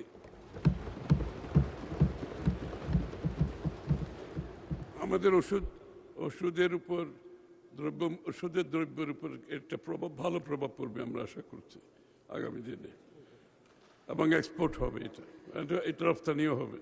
ওষুধ শিল্পের নতুন 17টি কাঁচামাল আমদানিতে রেয়াতি সুবিধা। আন্তর্জাতিক বাজারে বাংলাদেশি ওষুধের রপ্তানি প্রবৃদ্ধি ধরে রাখতে বিদ্যমান রেয়াতি সুবিধা সংক্রান্ত প্রজ্ঞাপনে নতুন করে আরও 17টি মৌলিক কাঁচামাল অন্তর্ভুক্ত করে আমদানি শুল্ক 0% করার প্রস্তাব করছি।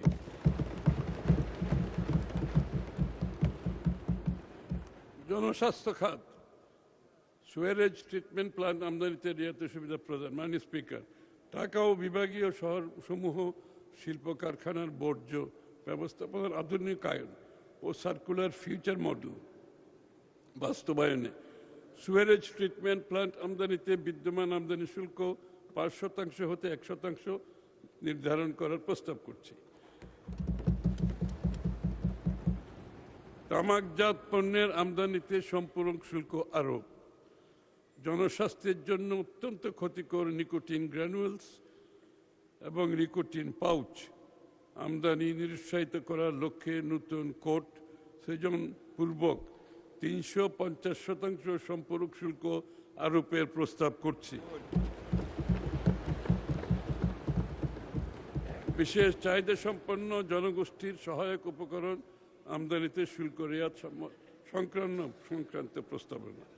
বিশেষ চাহিদা সম্পন্ন ব্যক্তিদের জন্য, আমাদের দেশে যারা বিশেষ চাহিদা সম্পন্ন ব্যক্তিদের স্বাধীন চলাচলের জন্য সহায়ক 21 ধরনের স্পেশাল অ্যাসিস্টিভ ডিভাইস, আমাদের যারা হুইল চেয়ার থেকে শুরু করে অনেকগুলো ডিভাইস আছে 21টি, তাদের চলাফেরার জন্য আমদানিতে সমুদয় আমদানি শুল্ক, রেগুলেটরি শুল্ক, সম্পূরক শুল্ক এবং আগাম কর সম্পূর্ণ অব্যাহতি প্রদানের প্রস্তাব করছি।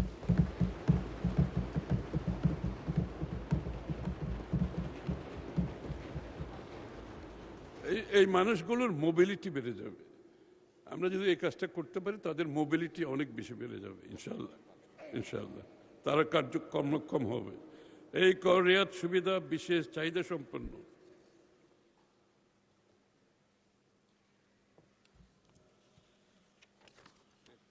ব্যক্তিদের মোবিলিটি বাড়বে, যেটা বললাম। জীবনযাত্রার মান উন্নয়ন হবে এবং পরিবার ও সমাজের উপর করের বোঝা লাঘব করবে।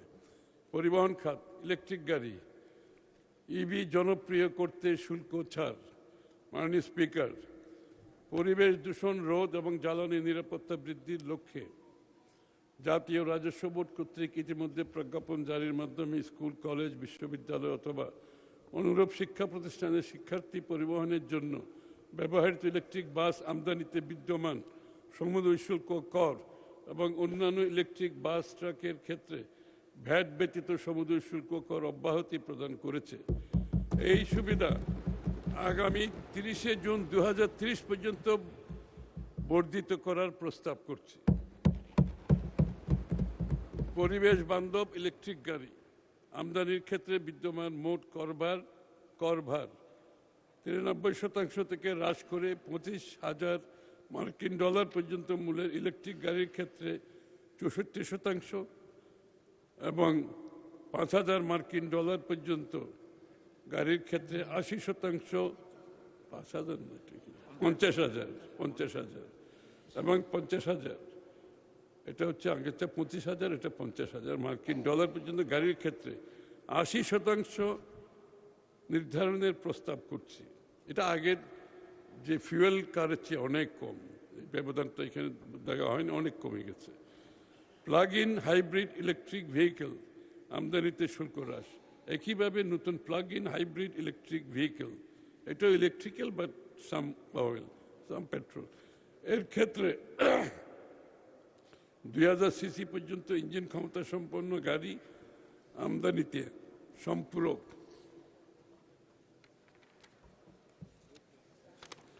শুল্ক গাড়ির ধরন ভেদে হ্রাস করার জন্য 1800 সিসি পর্যন্ত নতুন গাড়ি আমদানিতে রেগুলেটরি শুল্ক সম্পূর্ণ প্রত্যাহার করার প্রস্তাব করছে। এর ফলে 1800 সিসি পর্যন্ত ব্র্যান্ড নিউ প্লাগ ইন, এই গাড়িগুলো সব ব্র্যান্ড নিউ হবে। প্লাগ ইন হাইব্রিড গাড়ি আমদানিতে মোর রিকন্ডিশন অ্যালাউড হবে না, এগুলো সব ব্র্যান্ড নিউ হতে হবে। আমদানিতে মোট করভার 93.16% হতে হ্রাস হয়ে 73.43% কম হবে এবং 2000 সিসি পর্যন্ত brand new plug in hybrid গাড়ি আমদানিতে মোট করভার 132% হতে হ্রাস পেয়ে 96.10% হবে। ইলেকট্রিক গাড়ির চার্জিং স্টেশন আমদানিতে সকল প্রকার শুল্ক হার প্রত্যাহার। ইলেকট্রিক ইভি নির্বিঘ্ন চলাচল নিশ্চিত করতে সবচেয়ে জরুরি দেশব্যাপী বিস্তৃত চার্জিং নেটওয়ার্ক। এই লক্ষ্যে পরিবেশ বান্ধব ইলেকট্রিক গাড়ির চার্জার এবং চার্জিং স্টেশন এর জন্য আমদানি পর্যায়ে মোট করভার 39.75% হতে হ্রাস করে 0% করার প্রস্তাব করছে। জীবাশ্ম জ্বালানি ফসিল ফুয়েল চালিত গাড়ি আমদানি নিরুৎসাহিত করতে শুল্ক কর বৃদ্ধি। পরিবেশের জন্য মারাত্মক ক্ষতিকর ডিজেল অকটেন পেট্রোল চালিত গাড়ি ব্যবহারের প্রবণতা কমিয়ে আনতে এবং পরিবেশ বান্ধব ইলেকট্রিক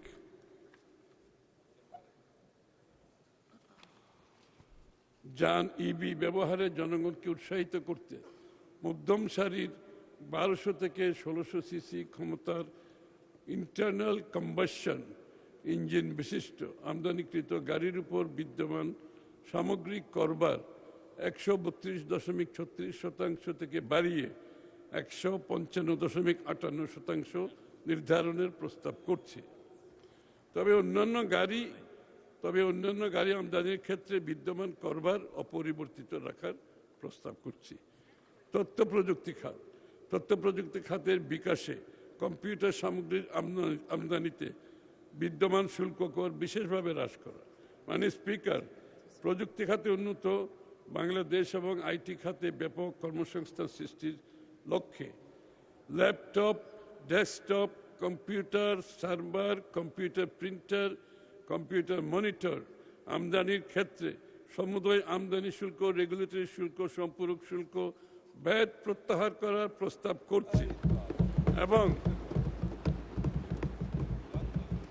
এবং এসএসডি আমদানির ক্ষেত্রে 5% আমদানি শুল্ক ব্যতীত সমুদয় রেগুলেটরি শুল্ক, সম্পূরক শুল্ক, ভ্যাট প্রত্যাহার করার প্রস্তাব করছে। পয়েন্ট অফ সেলস মেশিন, সরকারের ক্যাশলেস লেনদেন ব্যবস্থাকে উৎসাহিত করার, আমরা একটা ক্যাশলেস সোসাইটির দিকে যেতে চাচ্ছি এখন। সরকারের ক্যাশলেস লেনদেন ব্যবস্থাকে উৎসাহিত করার উদ্যোগে বাস্তবায়ন উদ্দেশ্যে আধুনিক ডিজিটাল পেমেন্ট ব্যবস্থার গুরুত্বপূর্ণ।